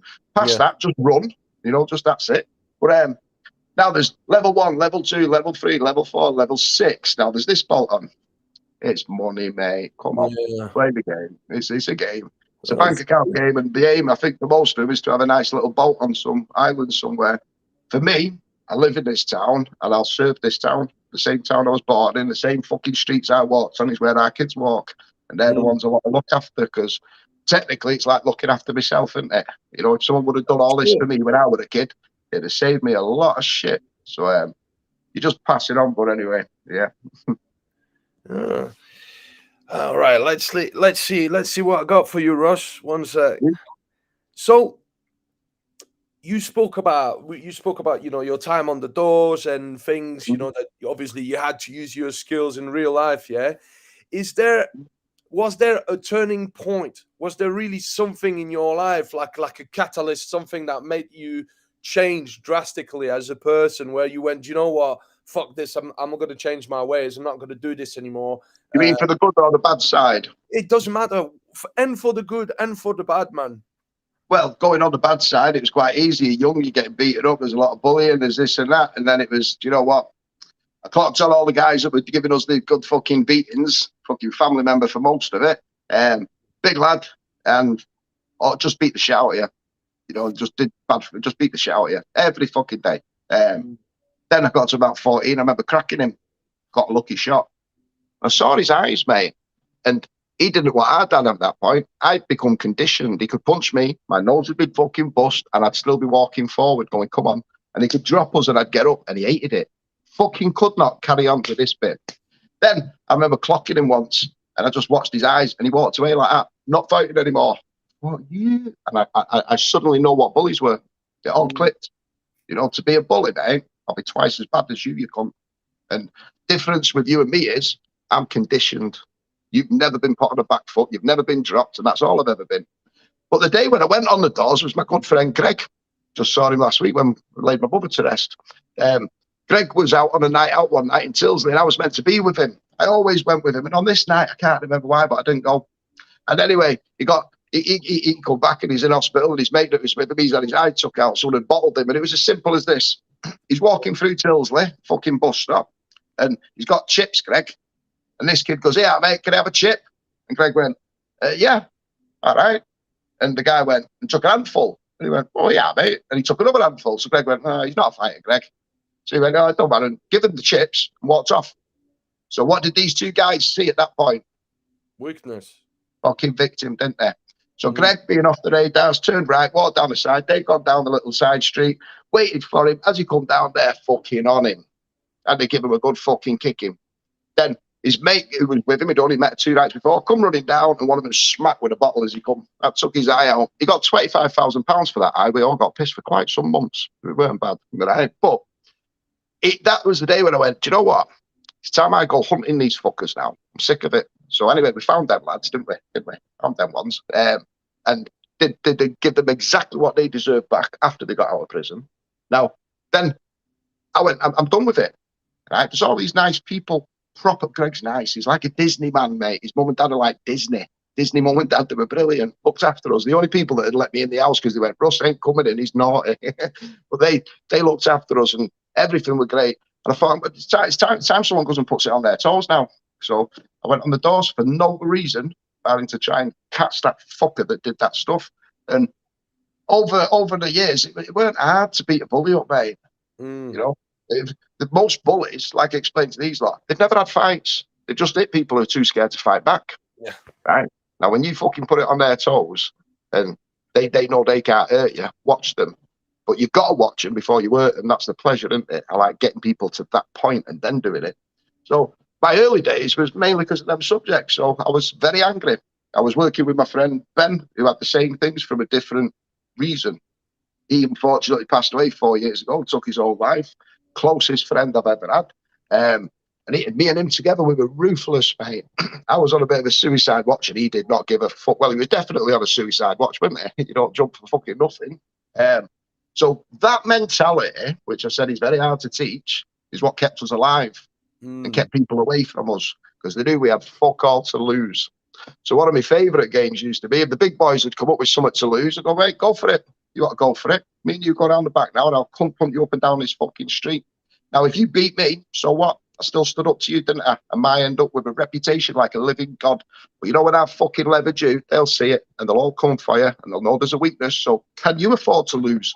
Then the talk had come. wouldn't it? Or I'll come and shoot you. And go, all right, no worries, mate. Back there again, are we? So I think having that reckless nature is what got me through on the doors. No other way of saying it. I worked with a lot of people that were. Then it disappeared, and then the enlightening moment of leaving was, you just know better than the guy in front of you, mate. You know, and if I'm on the doors, there's only one way you can deal with it, really. You can talk to some, and you can plead with others, but there's that bit that needs a crack. And I got bored of hurting people, mate, and I don't want to hurt anyone again. So, and it's like I said, people will force you to fight. They don't get to choose the rules at that point, and I'm still the old Russ. So I'd be very conscious now of who I talk to. I don't read newspapers anymore because I can feel myself getting angry in the morning. I don't like putting Facebook and going, I've got to be careful. I've still got to keep myself very tuned in because, well, we can all go back to the old stuff. So I changed my environment, changed my friends, and I don't do anything now, really, mate. I paint. I write. I've seen your paintings, bro. I was quite impressed by the stuff you do, man. I like them. So yeah, I just at that point was, if I carry on going down that road, everyone I know's dead. Or the other bouncers are just living in bed sit surrounded by beer cans. That's not for me. I've got kids. Things have to be better. So it was to teach. But you know what it's like on the doors, Julien, mate? Very hard to leave. So I'll do 5 years, Jill. That's what I told my missus. Then after 5 years, just another 5 more. Then after that, just another 5 more. Right, I'm leaving this week. Fucking next week, phone calls come. I'm back there again. So I managed to leave the doors. I priced myself out of the game. I told every doorman I worked with that works with us, and I looked after them all. We ran the best doors in town. No fucking around. We did whatever we wanted, how we wanted it. So I told them all, on my retirement, you all owe me 50 quid. Give me 50 quid each. And if ever I come back, I'll pay you all back. I won't be able to afford to do that. There's about 30, 40 of the lads there. So I made a good money on that night. But I also priced myself out of the game. It was the only way I could guarantee I'd never go back because I tried so many times. Are you thinking about quitting yet? I'll be very honest with you, Russ. Like, I've not been doing the doors for near as long as you have, man, or other people. How long have you been on the doors for? How long have you been on? On and off since 2003. On and off, really. So 20 years isn't long enough, mate. But that's on and off. So I'd say, how many on? If you said on, how many years on? I'd say maybe a good 7 years, man. I'd call that the black belt level. So I do it like training. In my first 3 years, I thought, fucking hell, I'm a good red belt here in this game. I wanted to get to be black belt, but I weren't quitting. I thought I need another 2-3 years to properly make this my own. So 10 years is a good mark, mate. Anything over that, I think you're kicking your own ass. What I wanted, man, was to go on there to test my skills, man, and to face real violence, because I didn't want to be that instructor that teach stuff that he doesn't understand. Do you know what I mean? Well, you got to look at yourself the next day in the mirror, haven't you? In the martial arts world, people hide behind these belts and fucking gis. You put a belt on, kid walks in, thinks you're a superhero instantly. It's why I refuse to wear a gi, and everyone calls me Russ.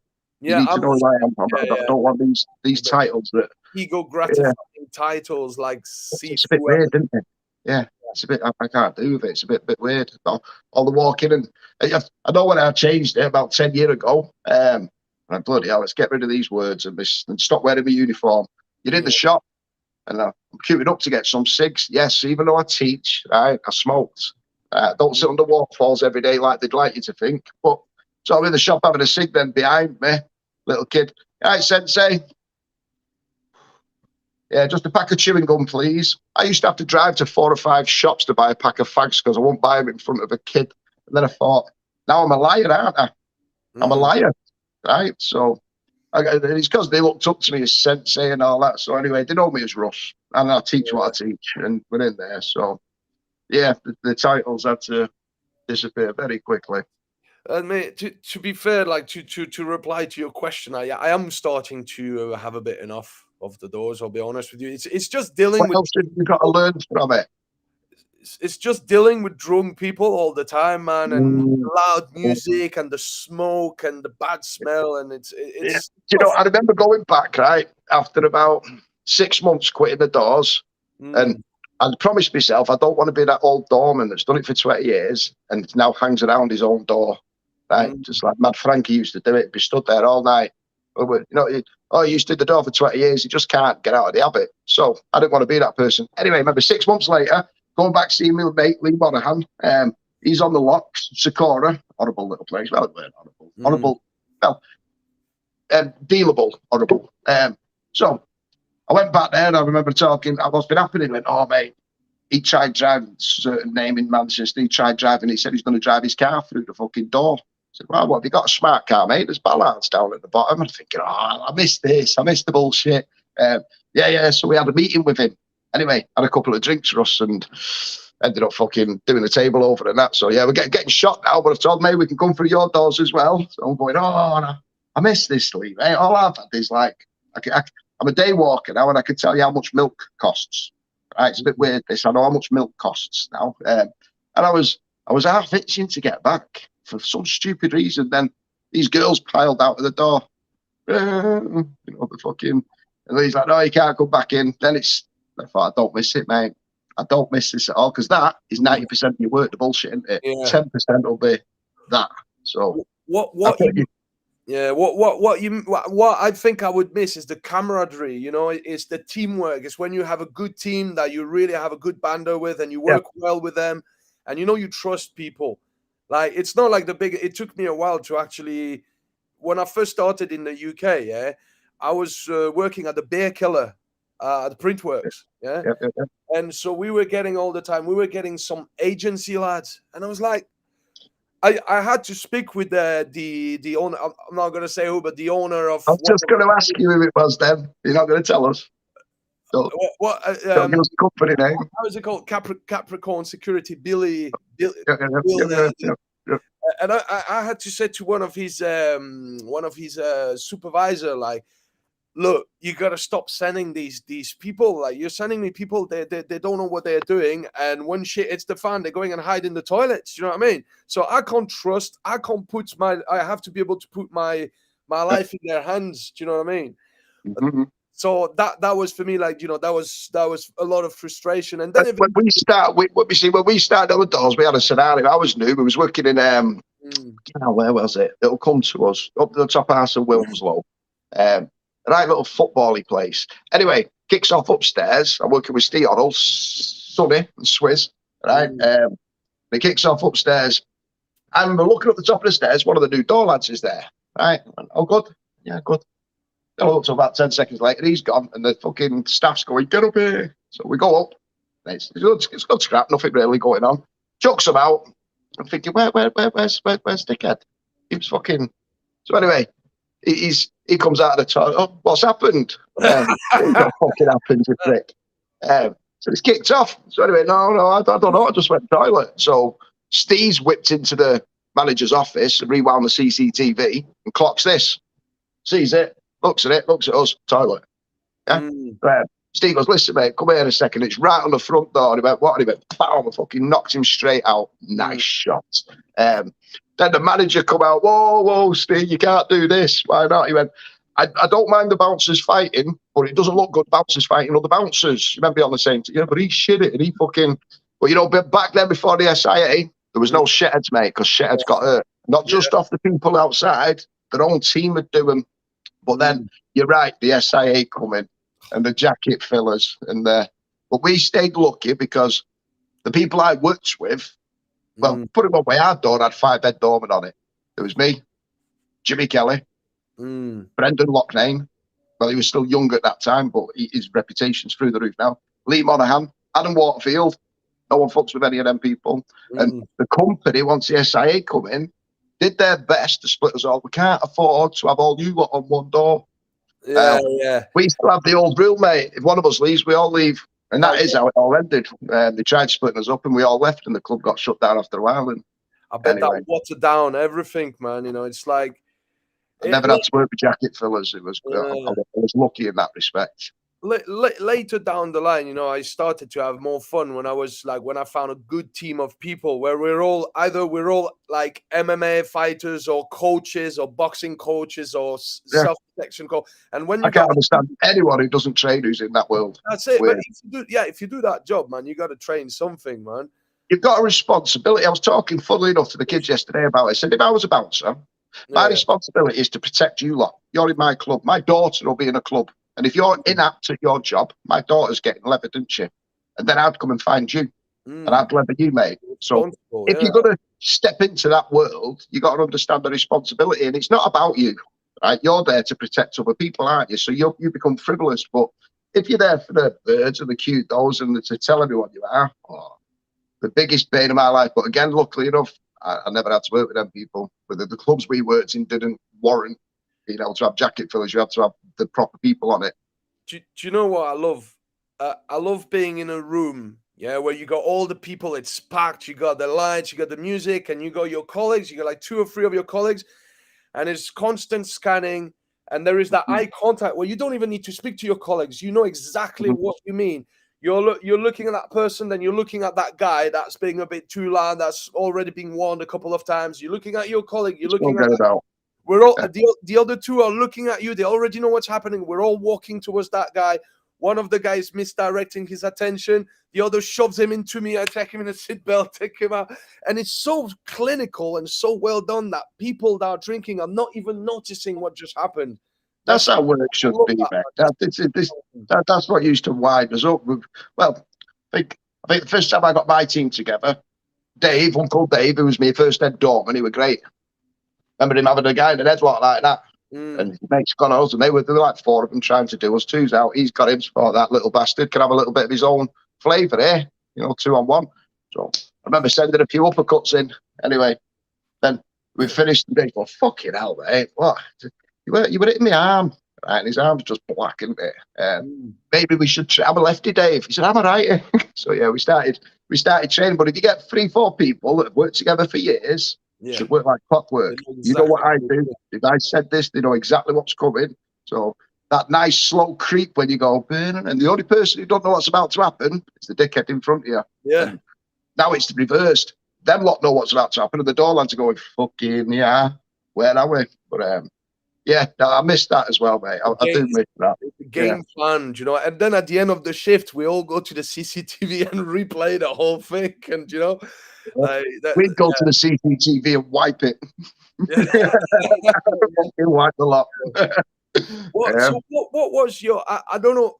As far as I'm concerned, really, the top tactics and skill sets on the doors that I've used many times, that I continue using. And if I'm teaching people that work the doors, that's one of the main thing I teach, even though they don't like it in the SIA. Anyway, you know yourself, the physical intervention training in the SIA is, we're not ever going to talk about it. But I can explain why that happened. I know exactly why it happened. We got, no. The reason it was so soft is we got asked to do the SIA, Trev, years ago. About 25 years ago, and we started going through it with Chris Williams. Funnily enough, I had Chris Williams here before. I was reading an old mag with him. Anyway, we went down to this place, started doing it, and then Trev rung me up, and he goes, "Not happening, mate. Not happening." Why? He said, "Right." He said, "Listen, there's something about a paper trail here." What had happened is, the reason it all came out, in America, there was a guy that had been trained to restrain someone like this against the wall. Yeah. He did it one night on the club. The guy had a heart attack, died. And they come for him to arrest him. He said, hold on, I was on a course last week and they did this. So the police followed the paper trail of the person that signed the course off. And he went to prison. Right? Yeah. So then the SI go, oh, no one's going to prison, mate. Yeah. So we're going to give you non-pain compliant techniques. So me, when I teach it and you fuck up, I don't go anywhere. Yeah. And the SIA was just a token offering. Now, never forget, for you bouncers still fucking working, just because you wear an SIA badge, it does not make you immune to the law. Oh, what I mean by that is, if you feel threatened, I've got my little brother badge. I think they're armbands like swimming badges now, aren't they? I've never fucking refused to wear that stupid thing. Look like my 500 metres armband at school. So they got that on. You come to my door and you pull a knife out. You know this means nothing to me now. I'm just a human being who's threatened, and I'll do whatever it takes to smash the fuck out of you. Then, afterwards, being a professional, I'll clean the area up, SIA, and ring the police. But they've got the bouncers thinking, because you wear that armband, you are now bound by some fucking weird law. But as soon as you feel threatened, you're still a human being, mate. So all bets are off, man. If somebody pulls a blade, that is it, man. Well, yeah, but this is where they've got the bouncers now on the back foot straight away. You can't do this. Yes, you can. Yes, you can. Yes, you can. Yes, you fucking can. Yes, I can. I always say that, Russ. Do you know what I mean? I know the law is very important, and you know our mutual friend Duncan Andrews that does a great job at explaining that. But bro, when my life is in danger, I don't give a shit about the law, man. My life is more important than any man-made law. But the law is there for you. You don't have to not fuck it. You use it at that point. You know, if your life is in danger, these laws were created for people like yourself. Yeah. So you can now defend yourself using the law. So you see, when you get people that said to you, right, you need to be careful what you teach and you need to be careful what you do. I mean, would you really be thinking about preserving the guy in front of you when he's got a fucking blade? You're not going to be thinking about that shit. You're going to be thinking about staying alive, man. You know what I mean? Well, someone's got a knife. If someone's got a knife and they pulled it out on you, what have you got to do to that person to get yourself put in prison? The only scenario is, what can you possibly do to him to go to prison? You know, he's brought the knife, didn't he? So I think the only scenario could do is, once the knife's off him and he's disarmed and he's wankered, you then doing stuff. But that's just anybody. That's it. That's not a 6-month training course, is it, mate? He's done. He's fucked up. Now stop stamping on his head. That's it's it. Not rocket science. And he's got a knife. I don't understand what could actually put you in prison, apart from going overboard, and then that's everything. Tell you what, one friend of mine in Latvia, who was working the doors, big dude, really nice guy, dead nice guy, really big guy. He goes to the gym and he does the jiu-jitsu stuff as well. And one day I wasn't there, but I've been told by the guy that runs the bar, because I used to do a bit of DJing there at some point when I was growing up in Eastern Europe. And DJing and what? Say again. You used to do DJing and what? DJing a bit, yeah. Oh, right. I thought you said something else. Yeah, no, just DJing. At that place, I was just DJing. I wasn't doing the security in that place, but I knew the guy that owns the place. I'm still in touch with him now. I know his brothers and everything. And so what that guy did, basically, one guy was near the bar and pulled the blade, but very discreetly, like a how do you call that? Like a switchblade, yeah. And his hand was down, and he was looking at him, and he got close to him, and he got the blade out of his pocket, but it was along his arm, along his legs. Do you know what I mean? So he wasn't brandishing it like that, obvious for everybody to see. Yeah. And what my mate did, he obviously moved away, grabbed the bar stool, and smashed it on his face. As far as I'm concerned, I think he done the right thing, but he got in trouble. Do you know why? Did he get sent to prison for that? He in trouble just means the police have to do a statement. He got in trouble, and he had to pay a fine because he smashed the guy's head, and the knife has not been found. So what everybody a spare knife and put it in his pocket. We just don't know. Somebody probably picked it up, because what happened is that he grabbed the chair and smashed it on the other guy's face. And when the police arrived, what everybody said, we've seen that big guy smashing that bar stool on that guy's face. The knife has not been found, and he got fucking done for that. So did he actually have a knife then, mate? Well, I believe that. I believe that he did. You know what I mean? Yeah. So when he was unconscious on the floor, he picked the knife up and did it. I don't know. Did he have a mate with him? Maybe somebody picked it up. Maybe he didn't have a knife and he did get smashed because he lost his cool. I've done it. It's the truth. Yeah, I'm not saying he is. I'm just, If somebody had a knife, like the thing that could have probably saved him in that situation, obviously, if there was a knife involved in the first place, was to grab the bar stool, create distance, and shout at him, drop the. I'd still smash it on his head, mate. I'd just make sure I'd keep the knife. Yeah. Sure I saw the knife, your head's done. And basically, where's the knife, mate? That's your whole reason of being there, isn't it? So that would have been number one. Grab that knife, dickhead, and don't touch it. It's called fingerprints. Thank you. See you later. Turn the cameras off. I'm going to stamp on his bollocks now as well. You know what? So, yeah, as we're saying, probably the thing that worked the most for me, was choking people out. And I know they don't like to teach that stuff. I got a nickname, mate, of fucking Night Owl. In my first 3 years, my nickname was Night Owl in my first 3 years, mate. I put everyone to kip. Everybody had a sleep. If you know what you're doing, as soon as you feel them dropping, you release pressure. That's it. That's you. Depends. There are always some stupid people out there. Julian, I'll have a game with you, right? I'll show you, right? Now, I remember putting people to sleep first. First time it went a bit wrong, right? Because I was a bit giddy and I'm dragging him out and he's been asleep probably for about 20 seconds at that point. Ooh, and it, hello, them eyebrows, mate. So he's outside. Oh, fuck him. Now, my old dead doorman, Uncle Dave, might be watching this. He'll confirm it. So Dave's like, Russ, I think he's dead. Leave him. Anyway, I'm looking at him, thinking, wake up, you dickhead. Wake up. Dave's like, I'm going, Dave, no, you're not going over there. Defeats the object of putting him to sleep if I'm going to wake him up. Fuck him. 30 seconds. Oh, fucking hell. Wake up, you cunt. Trying to see the level of his chest, see if it's breathing. Nothing's got a coat on, nothing. I was about 3 seconds away from going over there and trying to wake him up. And before he come around. So, you're like, fucking hard. The other mate down and stood there going, oh, Russ, I think he's dead. Someone's going to prison. It's not me. Fuck off, dickhead. Anyway, then I remember putting a guy to sleep about the week after because I did like jokes. And as soon as his body dropped, I let go of it. But literally, his ass hit the floor and he's back awake again. Well, that's not long enough. That's nowhere near long enough. So I've become a little bit of a obsessed with chokes. Now, we used to have these games and I still play it and I've never failed it. When I used to grab someone in their sleep and I'd go, lads, times. And they weren't allowed to go over 20 seconds because that got me a little bit like, ooh, you might want to wake him up. But they'd go 5, 10, 15. And if like Neil were putting £5 on 10 seconds, I can put that guy to sleep for around about 9 to 10 seconds. If you want 20 seconds, I can do that. I know exactly how long to hold on to it. 4 on each one. Never going past 30 because you're shit inside. You'll say you meant to do it. But I love jokes. I remember was it Trevor? Was it Jeff Thompson? I say this because I think it was Jeff. I've known Jeff for a long time. I still go and see and talk to him now.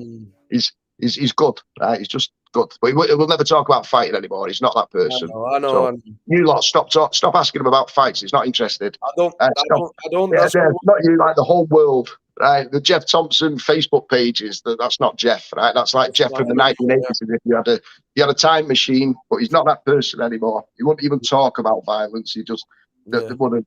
I remember saying, he said, well. And it was when I was talking about it. Oh, I remember a bookstore, right? It's a bookstore in Manchester, and my son's coming into my head. But every time I put the bastards to sleep, mate, they'd be fucking wanting to fight again. Pisses me off. It's like I've got to fight the guy twice, right? So how'd you get around that one? Easy enough, right? Keep it on. Just before they sleep, tell them, you're dead, you're dead, you're dead, you're dead, you're fucking dead, mate. All right, good night, you're dead. Then when they wake up, instead of the last thing they remember is fighting, which they'll come back around and some of them will carry on with, they're just happy to be alive. So I remember going back, going, right, this Saturday, lads, fucking someone's going to sleep. And I did. I put it on the first guy. Thought I'll give him about a 20-second kip after this. Right, he's gone. Wait a second. Done. Whispered, you're dead, you're dead, you're dead.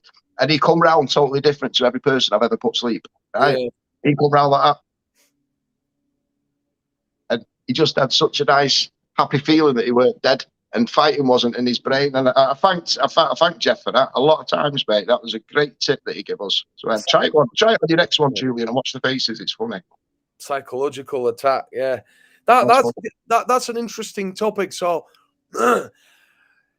that's one thing that I've heard you speaking a lot about it, and obviously, you know, like Lee Morrison, that's my mentor, that's been talking a lot about that stuff as well, which is dealing with people on a physical level, but also dealing with them on a psychological level. So get inside their fucking head so they don't even want to mention your name again. Yes. It's not rocket science. It's not rocket science. What's your all-time favorite 3 ways to actually psychic attack people? Mine? Well, on the doors, it was pretty simple, mate. These cunts know where we are. So my way of getting them was the only play. Fucking hell, choose your words there. Right. Let's say you just come up to my door and you've had a problem with us and I've beat you up, yeah? And we know you're going to be sat with your mates that night in the pub, aren't you? And they're going to go, yeah, let's go do them. And we're easy to find. So my game is I needed to find you very fucking quickly. So one of my favourite games was, like, I put the pain on you to get a pad off you. I'd get your mobile phone off you. And I would get you to put the PIN number in it with a bit of encouraging. Maybe that and a bit of that. Then when I'd open the phone, every dickhead has the mum and dad down as mum and dad, don't they? So I'd take that number down. I'll go, Lee, 077 And he'd take the number. Now, if I see your fucking face again, my friend, this is my first port of call. And from that port of call, I'll find you. So I suggest you fuck off now. So you've got something tangible of theirs, because they got your address on the door and I'd have yours. So in my phone, it's not down as mum and dad. You know, you ring my mum and dad, you're ringing other people there, and it'll be tracked very quickly and fucking found. Mine are down as different names. Little tips like this. The second one would be if the guy was threatening to go to the police. I hated this guy. Right? The guy that had caused all the problems in the fucking world. Yeah. And then you do him, and now he wants to use the law. You know, a minute ago you weren't lawful, mate, but now you've been fucked up a bit. You want the law. So my game would be simple. Listen, dickhead, I don't know who you are right now, but as soon as you go to the fucking police and they write the statements, just when it gets to the Crown prosecution, I get your name. Then I fucking know who you are. So I want you to go to the police, because right now I've got no idea how to find you, mate. But you know, as soon as you put a statement in, I'll know your name, won't I? So I'll ring them for you now. And I'd do that. And 90% of the time, they'd fuck off, mate. So the bit of a reverse psychology. I need you to go to the police. How else will I find you?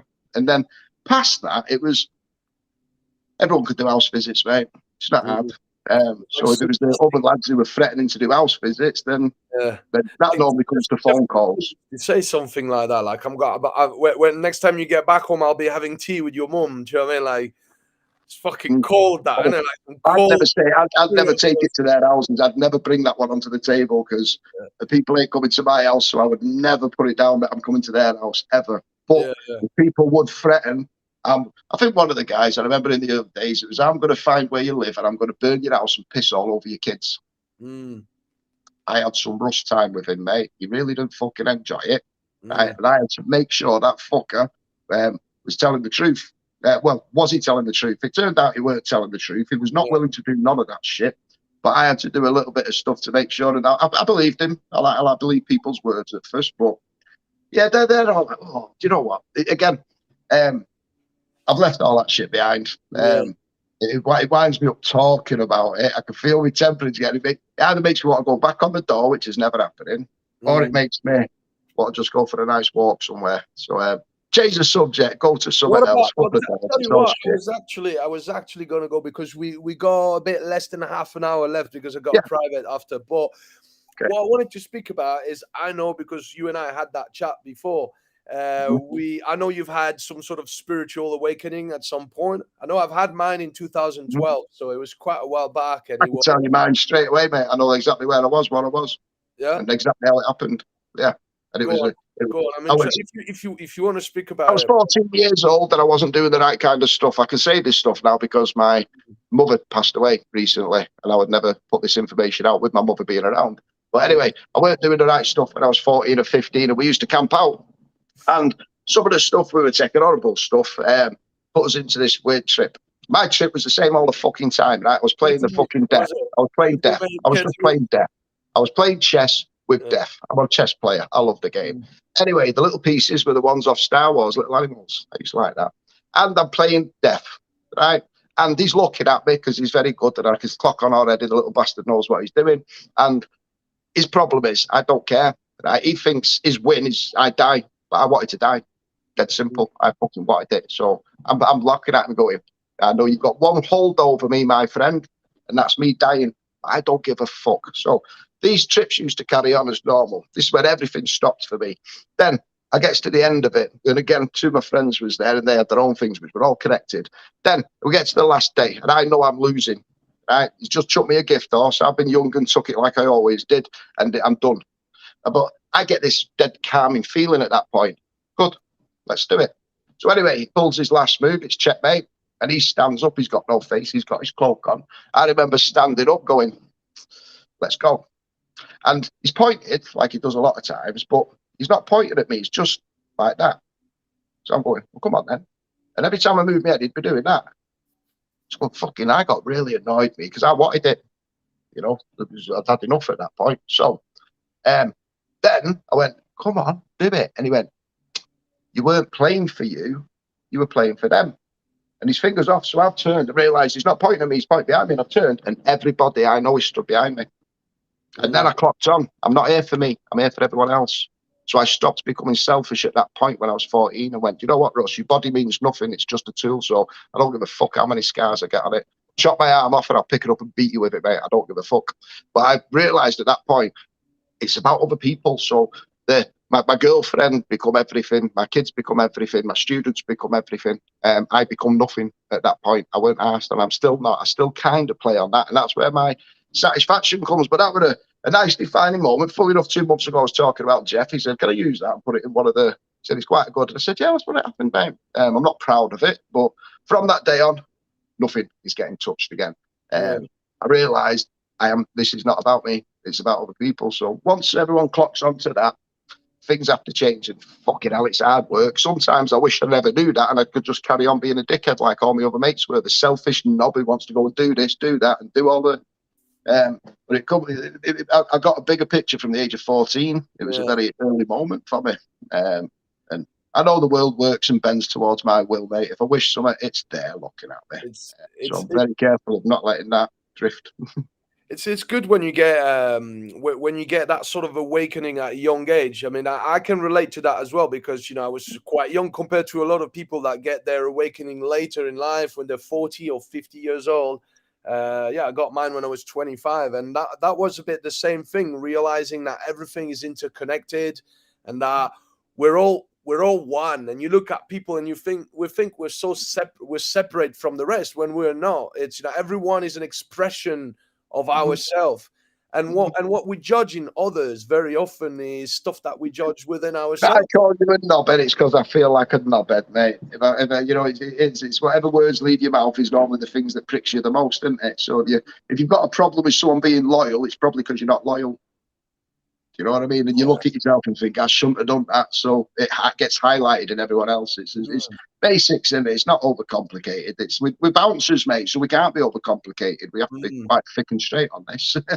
The bottom line really is understanding it's all got to do with the self, and it's all got to do with self-love. If there is self-love, then there can be self-respect. If there is self-respect, there can be. I never loved myself for years. I never loved myself for years. I loved everyone around us. I didn't put a single thought to myself. But you're right. If you want to sleep a little bit better, if you want the ache to disappear, if you want the ball to disappear in your chest, then you have to look at yourself. But me, I like that ball, mate. I thrive off this fucking weird feeling that people call anxiety and stress. It's the only thing that tickles my fancy and gets me blood rushing.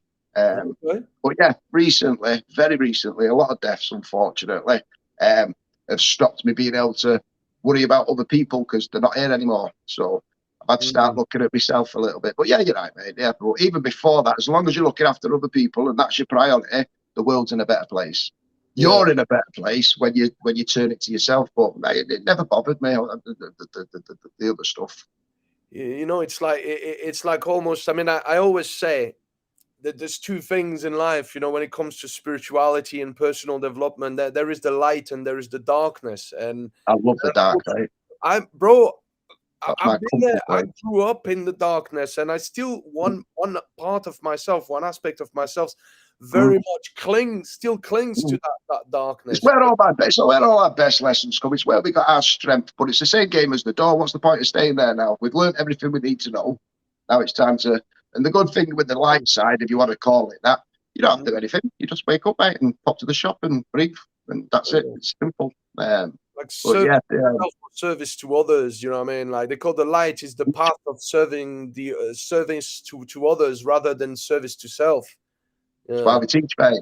That's why I get my friend Scott was great at saying it, right? But he's passed away as well. Fucking hell. If any of my friends think about dying, I'm going to do you myself, all right? No more. We're done. But anyway, Scott Caldwell, known as the Cage Devil, very fucking great martial artist, knew his capabilities. Russ, you can go in a room, you're skilled as shit, mate, and you can make this look good. I don't have them skills. I'll just go in the room, fuck shit up, and get out quick. Right? He just knew his capabilities. He was a great man. But it's the moments. You know what, Russ? Right? Your best quality is your worst quality. What's that then? He went loyalty. Because people use it against you, mate, and that's what's happening at the moment. And the ones who know what the fuck you did, they're using your loyalty, blind loyalty, to fucking go through the back doors and aim this way. He was a very clever man. His next one was, become the person that you needed when there was no one. And that's all I ever did, Scott. I become the person I wish the people around me would have been, because I wouldn't have had to go down that road. But then again, if I wouldn't have gone down that road, I'm pretty sure 90% of my students would have. So because I've been down that road, hopefully we save these bastards from not going down it. But yeah, the teaching and the giving, mate, it's spot on. Do you know, that's what I said, you know, like in order to be a good self-protection instructor or combatives or martial art instructor, there's 3 things that are very important before learning how to fight, before understanding violence, before understanding criminal psychology and all that stuff. Not a Is lot else. empathy, emotional intelligence, and understanding towards others. Like that's if you got these 3 things. The biggest one, I'll put another one on top of that, mate. Making sure you've sorted your own shit out, because the amount of people I see that are teaching martial arts that for Monday to Friday put out there, you need to be this and that. Then on Sunday you'll see them broken, mentally broken, crumble, put this big Watson on. You go, how can you be responsible for anyone if you're not sorted yourself? How can you even? But yeah, you're right, mate. The empathy, it's like I said, the missus, she's known me for years. I go home every night. I was class. She asks me every day. Right? Mate, I teach 6 days. It's 5 nights a week, 100 to 200 students every week since I've been 20-year-old. I think I teach more than any instructor I've ever known. Right? And every night, how's it been? And every night I've got a story. Hey, what's his name was in? And yesterday at school we had this. So we started doing. I love the game, mate. I love it. Absolutely love it. But I know every one of my students by name. I know exactly what they do. We become very close, and I feel very responsible for them. And then it's like being on the doors. If I'm not capable of looking after these people behind me, I shouldn't be here. So I learned how to teach properly. I learned how to, and people like Duncan Andrews, he gives me great tools. Jimmy Kelly gives me some of the best tools how to teach kids. I mean, just certain words here and there. I go, Jimmy, that's genius, mate. And he go, no. So I'll give you one of his tips, like keeping people's guards up. So no, it's bleeding. My game would be punch him in the face. Russ, just don't stay on the phone, mate. What you're about? Well, kids, they're all on phones, aren't they? Stay on the phone. Why are you jabbing? You're on an important call. So I do that with the kids, right? You're talking to your grandma. She's about to send you 10 quid. If you miss this call, you don't. So you've got to stay on the phone. Just little things like this. I've spent my life picking up as many tips as I can to make my job easier and make their job better. Do you know how I was taught that stuff? Like by one of my old boxing coach. He was saying, this is daddy, this is mummy, this is the kids. And when mummy's out, daddy stays home and look after the kids. And when daddy comes out, mummy stays in and look after the kids. The kids are never left home on their own. Like I think I'd have laughed through that scenario, but yeah, it's the same basics, isn't it? Yeah. It's right. So when you're training, and like if anyone's listening to this podcast, you might go, it's an hour and 44. Listen, if you want some value out of it, just one thing's good enough. If you pick one thing up that changes the way you view something or makes you question something, it's worthwhile, isn't it? I think people nowadays want too much from things. I go to a seminar, I want to walk out like a living god. Cheeky bastard. 15 fucking years it took me to go through all this, and you want it in 4 hours, mate, while it's diluted. How about you just take one small thing that makes you think another way and invest time on that thought now, and I'll see you in 6 months for your next lesson. But yeah, I love this teaching game, mate. Fucking love it. I'm gonna get involved more and more into it, man, because I want to enjoy it more. You'll grow more, because if you keep doing these seminars, they are good, but there's only so many people in the UK that will come for that number 1 and number 2 seminar. Then you'll run yourself dry.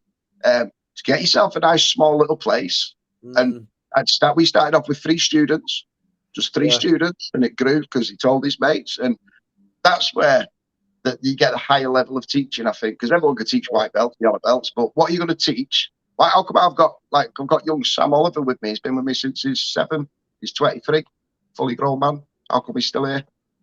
You know, what advice is still here? Because I'm not teaching him a kick or a punch again, am I? Well, I'm still his coach. I'm still his advisor. I'm still his confidant. I'm still his go-to person if he's in. You know, like with Josh and Jake and all them lot, they'll come down for cups of tea and be at the house, and I help them on so many more things that have got nothing to do with punching and kicking. They become. In other words, I've got a lot of people Asian lads that train with us and girls, and I feel embarrassed at times because they're so respectful, with the respect that I'm not used to. They call me teacher all the time, and you have nice different.